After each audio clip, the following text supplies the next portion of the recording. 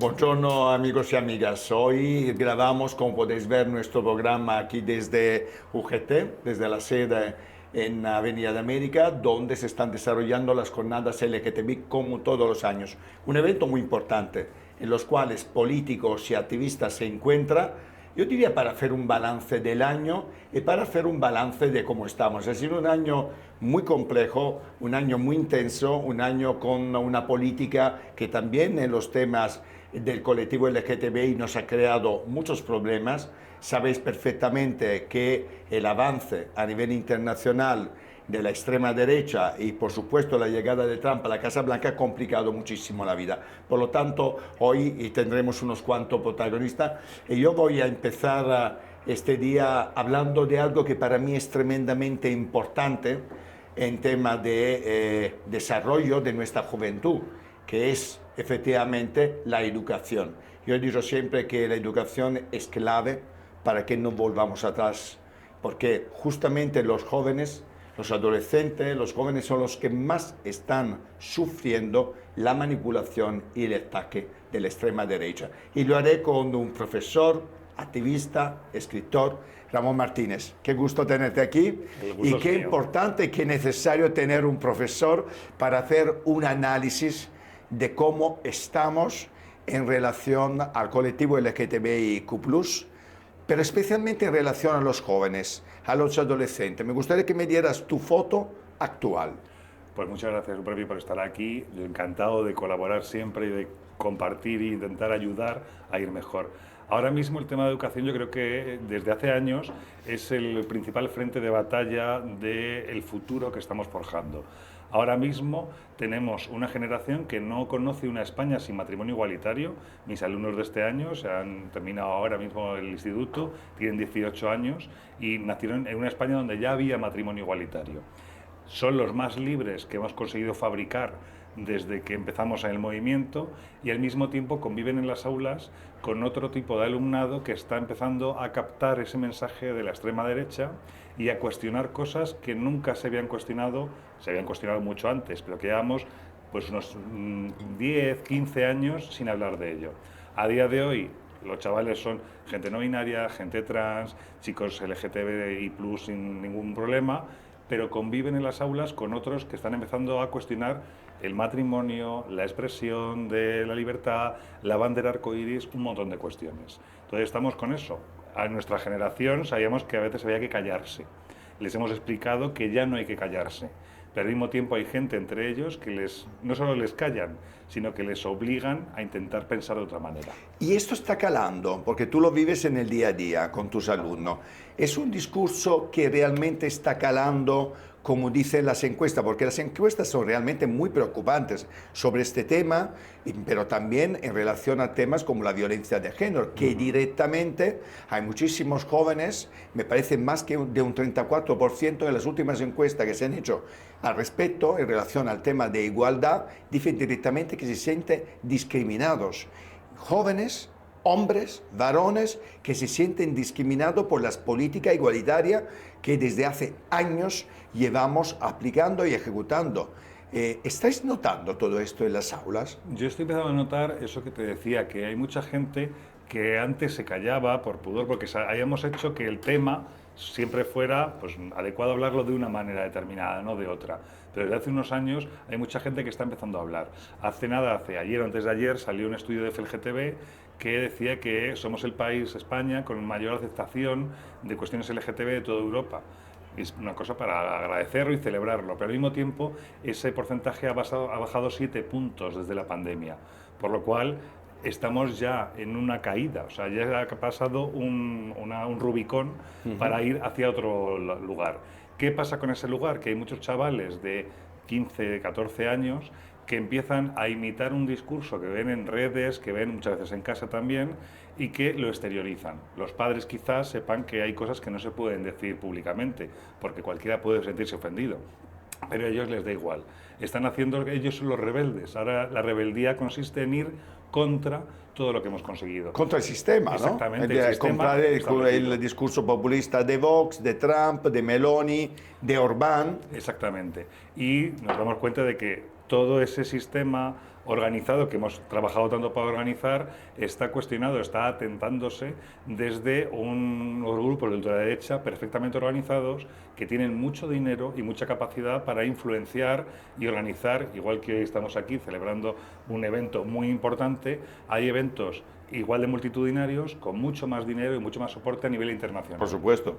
Y dime una cosa, ¿qué hacéis los profesores? Lo que Porque podemos. claro, sabes perfectamente que en todos estos temas relacionados con la juventud, con los adolescentes, desde el bullying al delito de odio y al acoso escolar, siempre se cuestiona mucho lo que están haciendo los institutos, lo que están haciendo los directores, los profesores.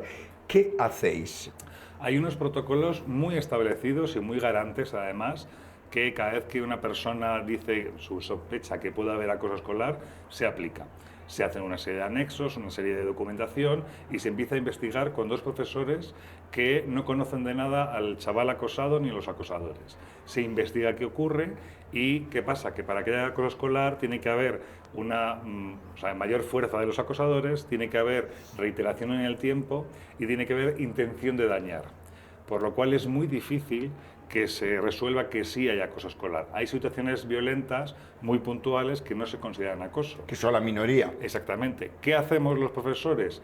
Pues lo que podemos. Por un lado, siempre se aplican las sanciones determinadas, o sea, que se vienen en la ley, pero ¿qué ocurre? Que muchas veces el profesorado e incluso el alumnado, equipos directivos, todo el mundo, no perciben adecuadamente cuál es el problema.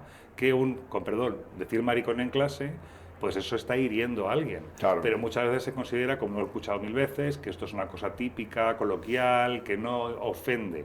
Y sí que puede ofender. ¿Qué hacemos? En la ley también pone que tenemos que hablar de diversidad en clase.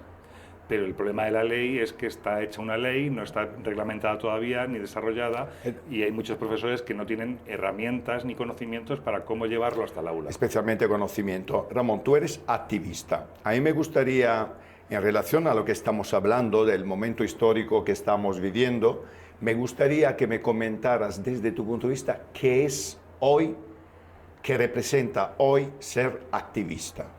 Es muy difícil porque es una etiqueta a la que cualquiera se puede apoyar. Tú eres un gran activista porque difundes el mensaje. Creo que eso es lo más importante. Alguien que se hace eco de las ideas que hay que seguir difundiendo y utilice los medios que tiene a su disposición para informar, desarrollarlas y divulgar información y opinión. ¿Qué hay que hacer hoy para ser activista? Mojarse. Yo creo que lo importante es mojarse, no mirar hacia un lado. O sea, si ves una injusticia por la calle, aunque sea a un nivel micropolítico, decir, oiga, no moleste a estos dos chicos que están en el autobús. Eso ya es una muestra de activismo. Luego hay un activismo muy firme, que es el de carné, de militancia en una asociación y demás.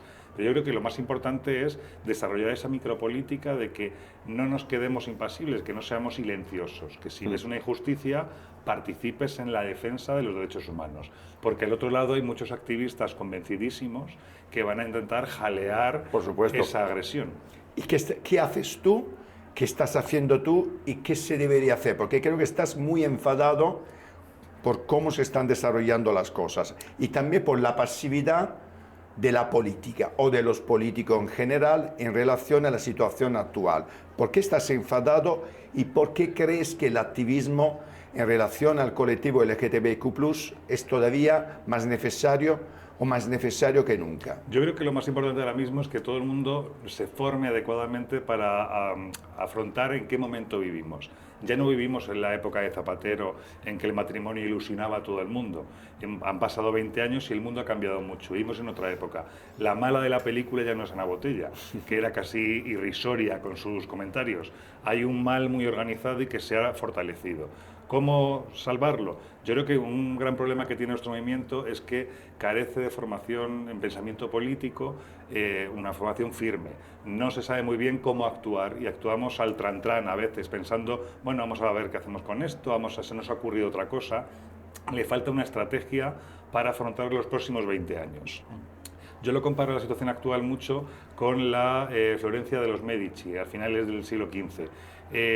Los Medici eran una sociedad bastante liberal, donde casi no había ningún problema de libertad sexual, dentro de lo que cabe para aquella época, pero apareció Savonarola. Y Savonarola fue, después de esa época de libertad, un momento de conservadurismo máximo. Savonarola acabó en la hoguera. El problema es que tenemos que pensar cómo ahorrarnos al Savonarola que ya está viniendo, cómo saltar directamente a otra vez volver a los Medici. ¿Que está viniendo o que ya ha venido? Que ya ha venido, por supuesto. Porque para mí Trump no es menos peligroso que Savonarola. Exactamente, la idea es que ya no podemos pensar en la ultraderecha llegará en algún momento. No, ya ha llegado, ha está llegado, aquí, está gobernando en Hungría, está gobernando en Italia, está gobernando en Estados Unidos, está gobernando en muchos sitios, en Rusia, por supuesto. Y que el discurso que están haciendo ahora es mucho más sutil que el que tenían hace 15, 20 por años. Supuesto. Ahora van a proteger la familia, sí, claro. proteger a la infancia, y son cosas que ya hemos visto muchas veces, que lo vimos en los 70 directamente. Por supuesto. ¿Qué ocurre? Que ya pasó hace 100 años, no te das cuenta de lo que está pasando hasta que ya es demasiado tarde. Es demasiado y lo que tarde. me preocupa es que los partidos políticos se ponen la bandera arcoíris cuando llega el orgullo y poco más, y además que captan a un tipo de personaje político LGTB muy cómodo, que las asociaciones, hay algunas radicales, muy radicales, que se pierden en las ideas y no llegan a implementar transformaciones, y las que sí pueden hacerlo están perdidas gestionando subvenciones. Al fin y al cabo es lo que se hace día a día, el trabajo contra el VIH, trabajo de educación, pero es demasiado trabajo para un cambio político. Y la sociedad civil estamos a expensas de ver por dónde vamos a tirar. Y luego está el tema de la cultura, que evidentemente está siempre olvidado. Hombre, por supuesto. Tú estás escribiendo un libro. Estoy deseando leer, en cuanto lo acabe, que es un poco la historia de este movimiento, del movimiento LGTBQ+, además desde la historia, no sé si desde los Medici o incluso antes, ¿no? Que comienza a ser la Edad Media, si no me equivoco. Estoy haciendo... ¿Qué estás escribiendo? ¿Qué nos podemos esperar y cuándo saldrá a la luz este libro? Pues mira, yo después de haber hecho ya 3, 4 ensayos sobre pensamiento político LGTB, uno de ellos la historia del movimiento, sobre todo en los últimos 40 años, 50, y de un libro de historia divulgativo que gustó, pensé en hacer lo que yo siempre quería haber hecho, que es la historia de la literatura española en clave LGTB. ¿Por qué? Porque para mí siempre la literatura es lo que sostiene las ideas, a favor y en contra. Entonces, cuando analizas el discurso literario durante 1000 años, desde las Jarchas hasta hoy, te das cuenta de que hay cosas que no han cambiado tanto y hay cosas que se pueden rescatar del pasado para hacer discurso hoy. Hay un poema latino sobre el martirio de un chaval en el Andaluz. Lo martirizaron no por cristiano, sino por no querer acostarse con Abderramán III. Y el discurso, San Pelagio, el discurso cristiano era, claro, es que los moros, con comillas, vienen aquí a abusar de nuestros niños. Y te das cuenta de que han pasado 1000 años y estamos exactamente igual. Es el mismo discurso. O sea, el autor anónimo de ese poema y Santiago Abascal tienen un discurso idéntico. ¿Qué ocurre? Que podéis ver a lo largo de la historia cómo los discursos se han articulado, cómo hay una esperanza cultural, y yo siempre digo que es que la cultura es lo que más puede transformar la realidad, porque los activistas hay a veces que a muchos sitios nos llegamos, pero un libro puede llegar a cualquier pueblo perdido de la geografía mundial y cambiar algo a alguien, que un adolescente de 13 años pueda leer de... Anda, Garcilaso tiene un poema muy ambiguo hacia Boscán. Vamos a hablar de esto.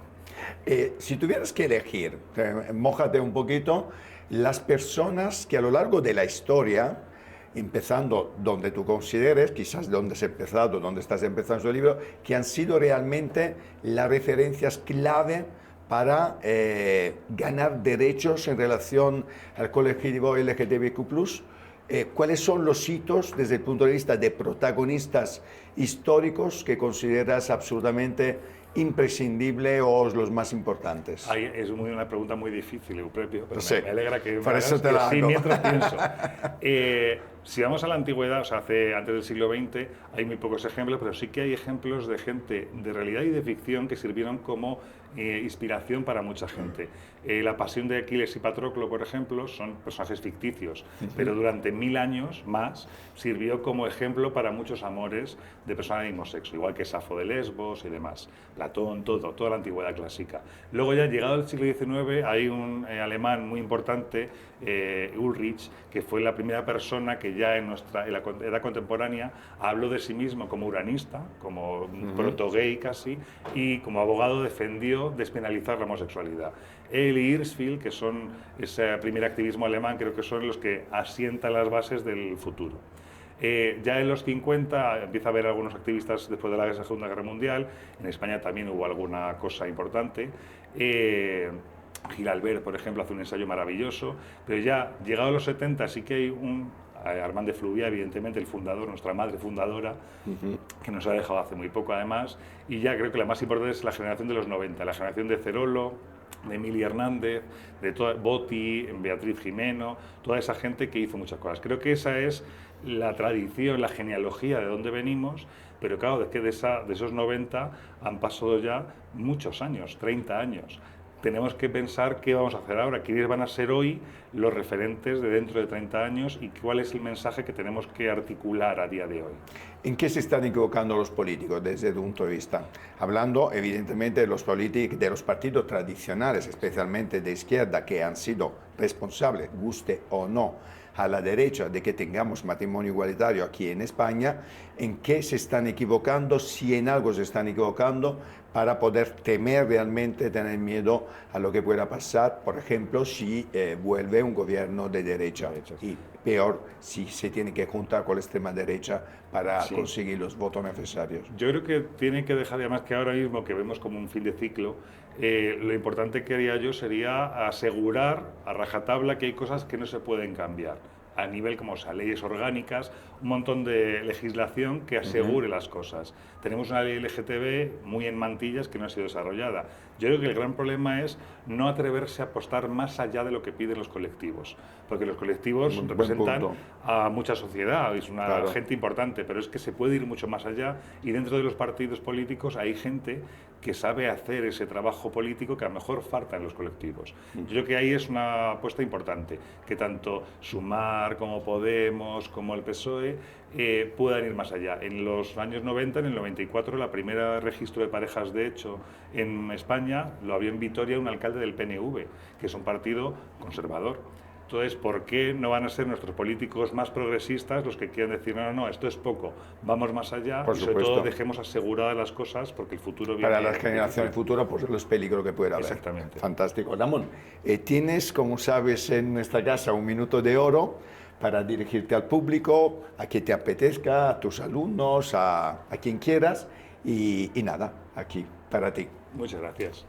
Pues yo diría, sobre todo en este minuto, que lo más importante que tenemos que hacer ahora es, punto 1, prepararnos, saber qué estamos haciendo, saber cómo lo vamos a hacer y sabemos qué queremos conseguir. Luego tenemos que difundir la palabra de lo que estamos pensando, saber hacer que llegue a todo el mundo y hacer que llegue de una manera cómoda, que todo el mundo pueda entenderlo. Y lo tercero es defender con uñas y dientes todo lo que hemos conseguido, porque el futuro puede ser muy oscuro si no trabajamos adecuadamente todo lo que queda por hacer y defendemos lo que acabamos de hacer. Y ante todo, trabajar en educación. Con un programa de educación adecuado, en 50 años puede acabarse con la homofobia. Así que hay que apostar por ello. Pues muchísimas gracias, Ramón.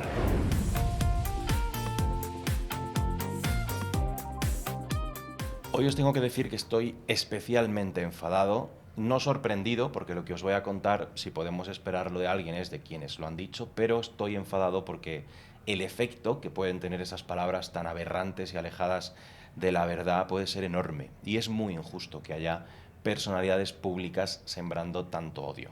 Habréis visto que la concejala de ultraderecha de Vox en el Ayuntamiento de Madrid, Carla Toscano, ha soltado perlas como que las personas LGTBIQ+ queremos propagar la homosexualidad y la transexualidad en adultos y niños. De entrada, esto delata la profunda ignorancia de esta señora, porque igual que el hecho de ser heterosexual no es contagioso, tampoco lo es ser una persona gay o ser una persona trans, por ejemplo, evidentemente. La identidad de género y la orientación sexual no se cambian como uno cambia de camisa.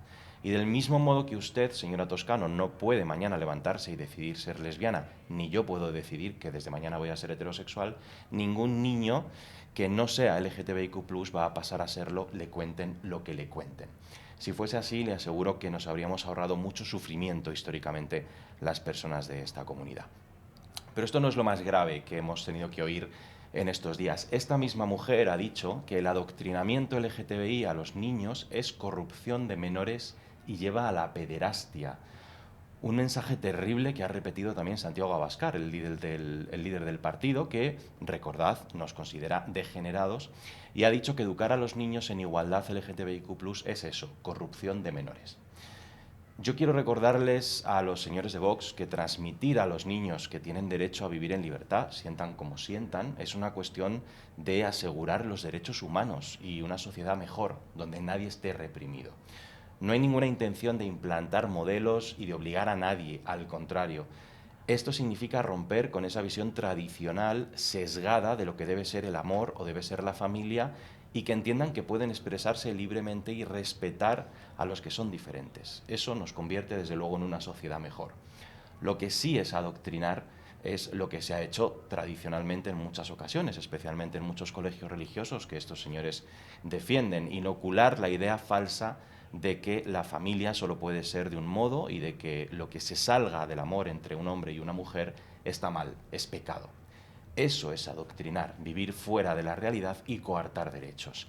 Y es en ese entorno, les recuerdo a los señores de Vox, donde hay múltiples casos de abusos a menores por parte de esos corruptores que adoctrinan desde hace décadas con mensajes que aluden a valores que evidentemente no practican. Eso es lo que ustedes defienden, señores de Vox, son ustedes los que se rodean de corruptores, no nosotros. Todo esto debería ser considerado, de hecho, un delito de odio, todas estas declaraciones, por el enorme impacto y alcance que tienen las palabras de personas como estas, ¿no? Personas que están al frente de un partido político y que tienen voz en parlamentos y medios de comunicación. Yo considero, de hecho, que la Fiscalía debería actuar en menos de 24 horas contra estas personas que vomitan estas barbaridades y que propagan estos mensajes de odio totalmente injustificados y que tanto daño hacen, afirmando que todas las personas LGTBIQ+ somos potenciales abusadores de menores. Es realmente vomitivo. Basta ya de esparcir porquería, de no respetar a quienes piensan distinto que ellos y de no aceptar que viven en un mundo muy distinto, por suerte, al de la represión y la falta de libertad de la dictadura que anhelan y que muchos vamos a seguir luchando porque no vuelva a regresar.